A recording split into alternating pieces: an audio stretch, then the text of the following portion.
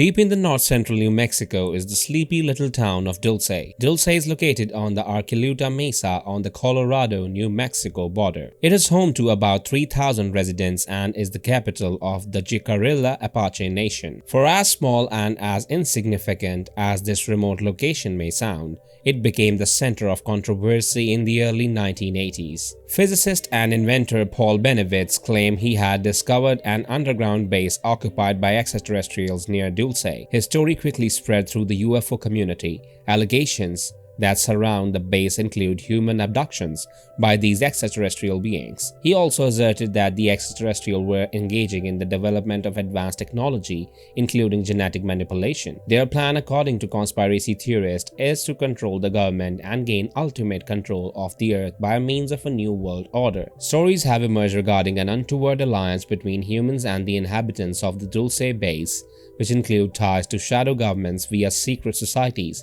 such as the Illuminati, the Masons, and the Bilderberg Group, and the Skull and Bones. With so many conspiracy theories out there, it's hard to keep track of them all. Welcome to What We Know, where we try to uncover the histories and mysteries of the world by presenting all different theories out there, and the only narrative we push is this. Here's what we know, make up your own mind. Dulce is not only place on Earth where it is believed underground bases exist, but it is the one which has received the greatest notoriety in recent times. Subterranean bases, according to conspiracy theorists, can be found around the world with major active outposts all across the United States, Australia, Antarctica, and South America. These bases are connected to each other via a series of channels which connect the base to another. There are even assertions that one of these tunnels lead to an active base beneath the Vatican, which has been exerting control over Western civilization for centuries. A wealth of information regarding this subject has recently surfaced that seemingly reaches across vast extremes. And as strange as all of this may sound, could any of what they say be true? We turn to mythology in the search for answers.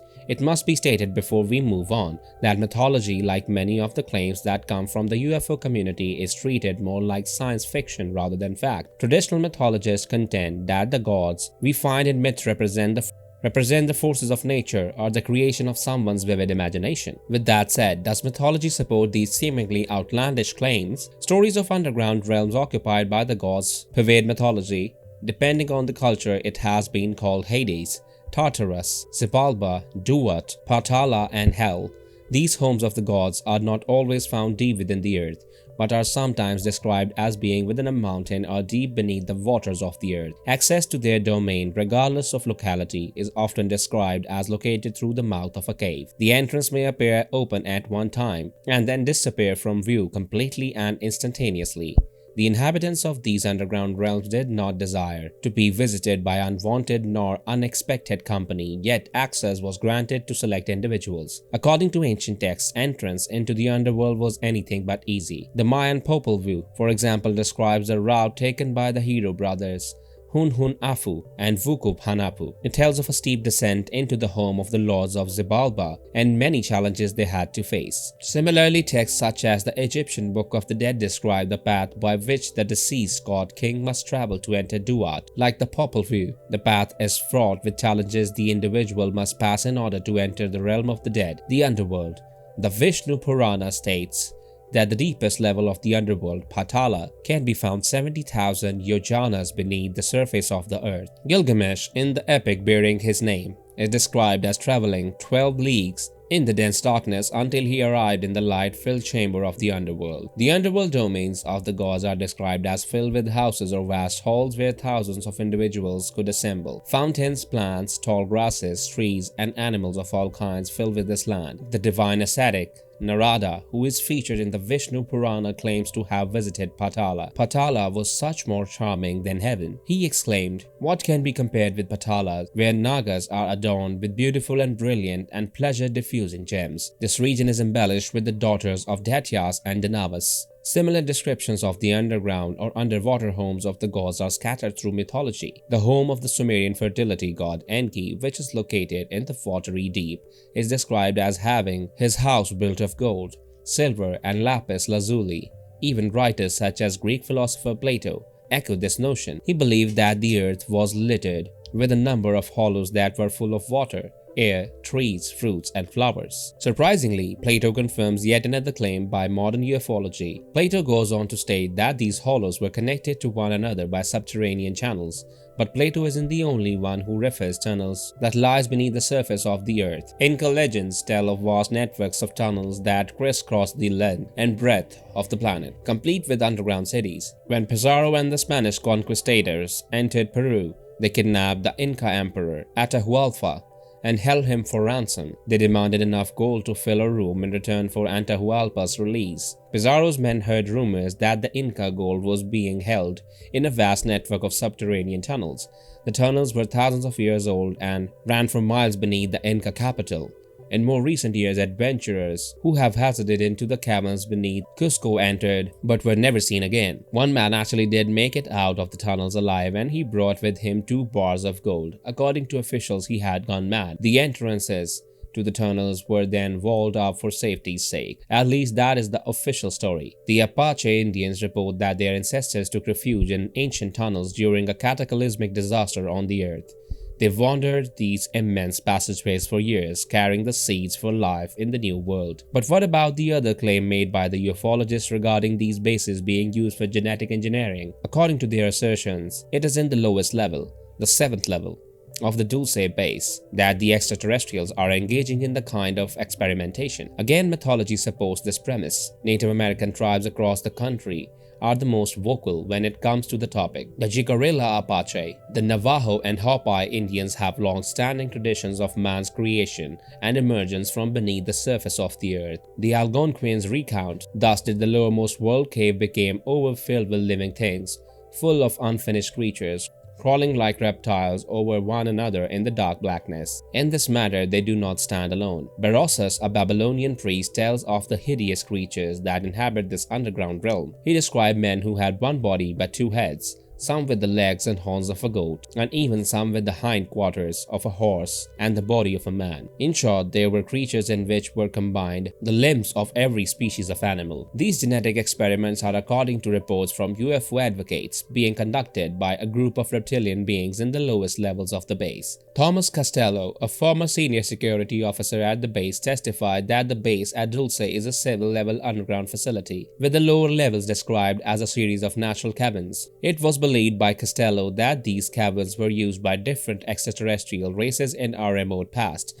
In Hindu cosmology, the Naga once lived on earth, but the great god Brahma sent them to live under the sea and in the 7th level of their underground realms called Patala. In the Sumerian Inanna's descent to the netherworld, Inanna is required to pass through 7 gates to finally reach the bowels of the underworld. Aztec legend says that the Quetzalcoatl, the feather serpent, went to Mictlan, the Aztec underworld, and created mankind using his own blood and the bones of the previous race. Throughout mythology, the act of creating humanity is always associated with a specific group of gods, the fertility gods. Fertility gods around the world are traditionally depicted as reptilian or amphibious in nature and appear in art as a blend between a man and a fish or man and a snake. A number of individuals also argue that the reptilians' true agenda is to control us, with the objective to dominate the planet. They cite the development of a new world order. Proponents of this theory believe that the reptilians, or the byproduct of their genetic manipulation experiments, intend to take control of the Earth's surface. This takeover is being orchestrated by an extremely powerful and influential group, which includes many of the world's wealthiest people. Some claim members of the elite group are actually genetically related to each other. Their goal is to have every man, woman, and child on the Earth obedient to their covert agenda. The reptilians are also accused of wanting to reduce the population on the Earth and are employing weapons such as chemtrails, GMOs, vaccinations, and man-made viruses to reduce our numbers.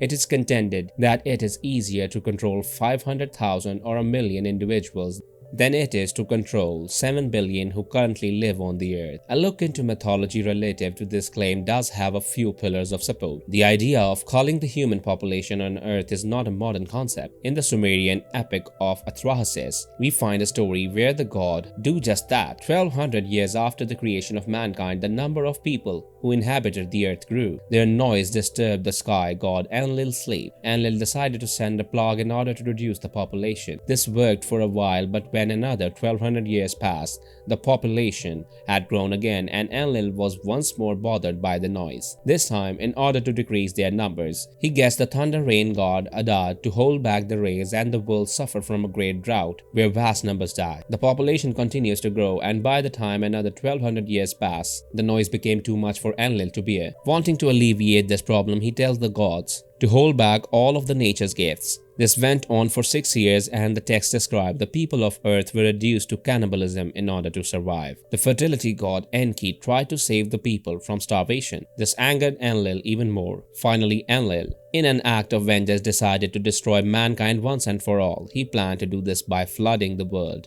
Enki once again stepped in and saved humanity from total annihilation. He warned Atrahasis of the impending flood and told him to build a boat to save himself and his family. Torrents of theories have come forward as we seek the truth regarding our place in the universe. Mythology does lend itself to support a number of these claims. It is difficult to determine if the creators of these theories base their conjecture using a myth as their foundation, first-hand experience, or something else. What does seem evident is that much of the information UFO researchers are bringing to light does parallel the myths and legends that have passed to us from antiquity. Bringing this idea full circle, if the stories being unearthed in the UFO community were not based on mythological sources, yet mythology supports these claims, then the stories of our distant past may have a basis in fact. It implies that the gods were living, breathing beings and walked the earth in our remote past, created man and played an essential role in the development of life and culture on the planet. If you enjoy this video and want to see more like it, please consider subscribing to us and hitting the like button. Feel free to write a comment below and suggest which theory you want to see next. If you'd like to further support this channel, please consider joining. Our membership link will be found in the description box below. We appreciate your support, and as always, thanks for watching.